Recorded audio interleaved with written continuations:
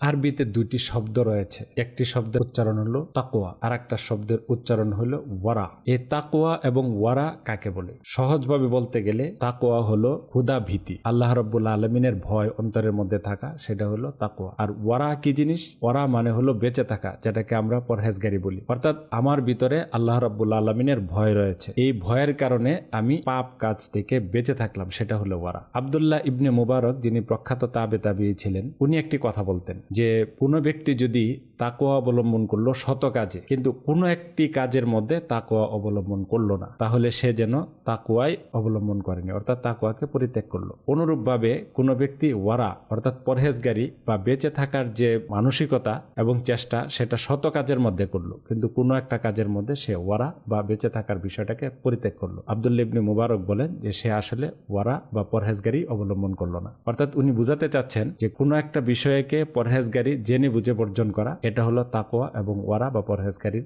খেলাফ একটা জিনিস। সুতরাং আমাদেরকে প্রতিনিয়তই যে কাজটাই করি না কেন, সকাল থেকে সন্ধ্যা পর্যন্ত, অর্থাৎ নিদ্রা যাওয়ার আগ পর্যন্ত, প্রতিটা কাজের জন্য আল্লাহ রাব্বুল আলামিনের ভীতি অন্তরের মধ্যে রাখতে হবে। অর্থাৎ আমি কোন কাজটা করছি, সেই কাজটা আল্লাহ রাব্বুল আলামিনের পছন্দ অনুযায়ী হচ্ছে কিনা, এই ভয়টা ভিতরে থাকা। ব্রাশ করলাম, সেটা কি আল্লাহর পছন্দ অনুযায়ী হইলো কিনা, খাওয়া দাওয়া করলাম, ঘুমাইলাম, কারোর সাথে আচার আচরণ করলাম, লেনদেন করলাম, কোনো একটা দায়িত্ব পালন করলাম, সকল ক্ষেত্রে এই ক্ষুধা ভীতি ভিতরে থাকতে হবে। এবং এই ক্ষুধা ভীতি আপনাকে কোন কোন কাজ থেকে বেঁচে থাকাটাকে বলে, আপনাকে তাকাজা দেয়, সেই কাজ থেকে বেঁচে থাকতে হবে। কোনো অবস্থাতেই মুমিন ব্যক্তি অসতর্ক হতে পারে না। সে যেরকম আল্লাহর ভীতি থেকে দূরে থাকতে পারে না, সে ওয়ারা থেকেও দূরে থাকতে পারে না। আব্দুল্লাহ ইবনে মুবারকের আরেকটি দামি কথা রয়েছে, সেটা হলো জাহালাত, অজ্ঞতা। উনি বলেন যে কোনো একজন ব্যক্তি সারা দিন তার সকল কর্মে জ্ঞানের পরিচয় দিল, কিন্তু কোনো একটি জায়গার মধ্যে সে অজ্ঞতার পরিচয় দিল, তাহলে সে যেন সারা দিনের জ্ঞানের বিষয়টাকে মাটি দিয়ে ফেলেছে, অর্থাৎ দাফন করে ফেলেছে, তাকে